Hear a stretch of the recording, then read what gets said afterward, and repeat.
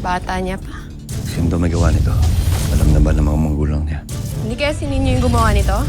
Huwag naman kayo magbintang na lang ng basta-basta. Sino pa ba ang gagawa niya kay Angela? Ninyo! Akin na! Alam mo bang ginawa nito sa akin? Nagpapakawalan ko lang! Ha? Ano? Ulisin na natin to! Ay, kitang hayop ka! Hanggang ngayon ba nagpapakabayan ka pa? Hanggang ngayon, nagpapakademonyo ka pa rin.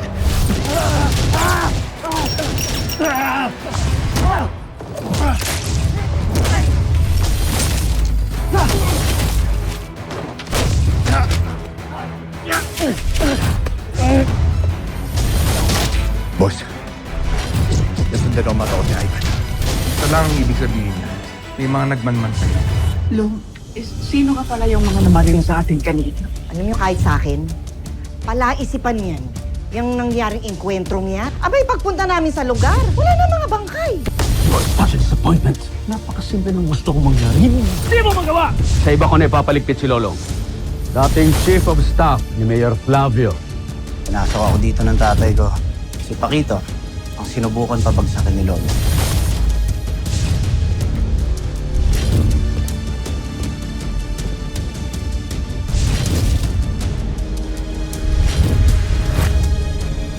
Sino ka?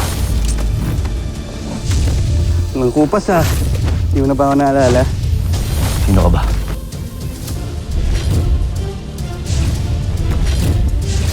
Wala bang hug dyan?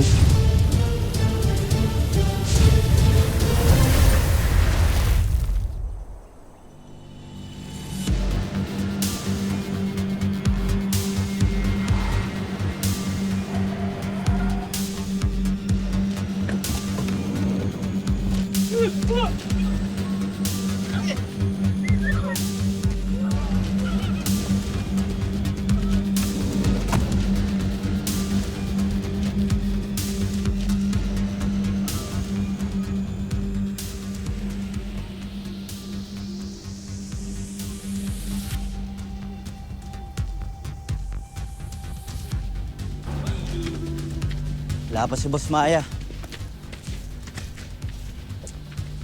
Sigurado ba kayong ito ang ibibigay niyong bagong hideout ng Aswang Gang? Oh, may problema ka? Ha? Ivan, alam mo, magpasalamat na lang kayo na pumayag si Julio na bigyan kayo ng bagong lugar. At saka isa pa, bagay sa inyo ito. Para hindi kayo basta-basta mahanap ng kahit na sino. Kahit na si Lolo. Dahil walang mag-aakala na ang lugar ng kasiyahan ay pupugaran ng mga aswang. Hoy! Madam! Huwag mo kaming bilugin dito. Mas maganda niya kung kay Maya ka magpaliwanag. So are you saying hindi ka happy sa regalo namin? Hindi. Hindi naman kasi ito yung sinasabi ko eh. Ang gusto ko, yung mas mabilis kami matunto ni Lolo. Yun ang gusto kong mangyari. Dahil gusto kong makaganti doon sa hayop na yun. Dahil mabait ka. Oh, itali ito ngayon, ha? Ako na lang! Pero may ang mali ang punta mo. Saan opisina ba punta mo? Sa langit. Tingnan natin kung sino lalamayan. O ano ngayon? O yan, magsama kayo! I see. So, hindi lang pala itong anak mo ang humahabol kay Lolo. Eh, kaya nga ako kinuha ni Boss Julio eh. Para makasama ko yung tatay ko sa pagpatay sa lolong na yan. O ngayon na alam nyo na yung dahilan. Huwag na tayo magsayangan ng oras dito. Ano ba gusto nyo sabihin sa akin? Calm down, Paquito. Isa lang naman ang gusto ko. Simple lang. I just want you to enjoy your second life. Huwag na kayo ma-stress kay Lolo. Kami nang bahalang mag-ina ang maglilipit sa kanya. Hindi magugustuhan ni Boss Julio yan. Huwag kang amangas.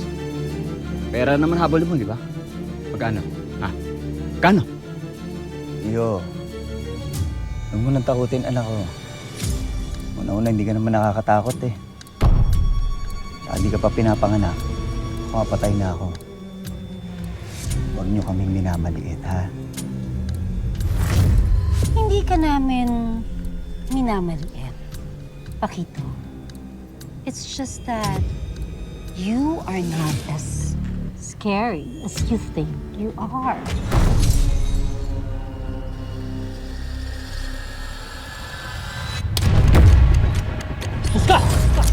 Bakit? Ano?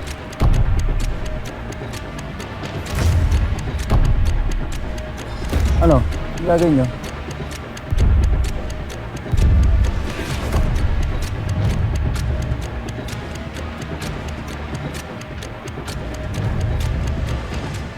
Ano?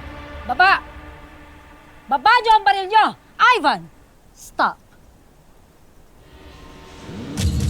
Stop!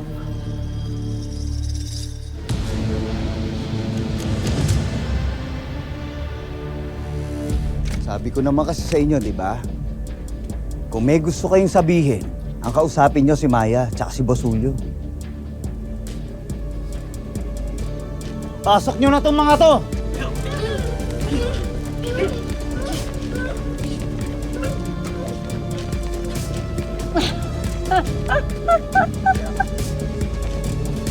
Oh. Kalma na, kalma. Hmm?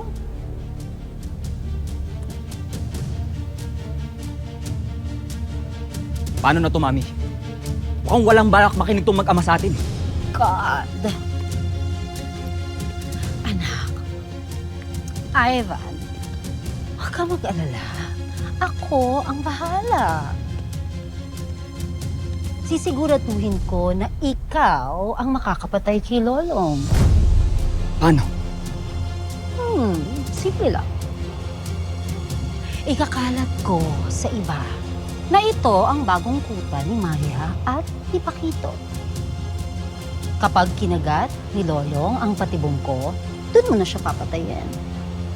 Gagamitin lang naman natin si Maya at si Pakito hanggang sa manghina si Lolong. And then, you'll make your grand entrance to kill him.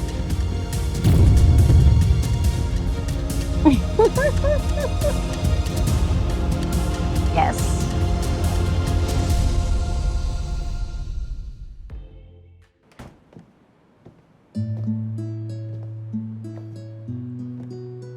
Tapos ayun na nga.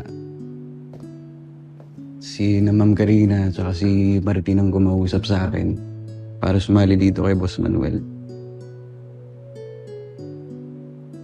Pero, paano yung pamilya mo, Bok?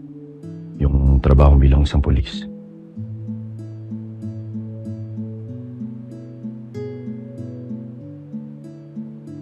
Tagal na ako hindi pulis, Long. Sawa na ako sa paulit-ulit ng mga nangyayari doon. Teka dito. Iniiba yung usapan. Ikaw nga dyan eh. Alam mo, ikaw mula nung nawala ka nun, di ka nagparamdam sa amin ha. Kala nga namin patay ka na eh.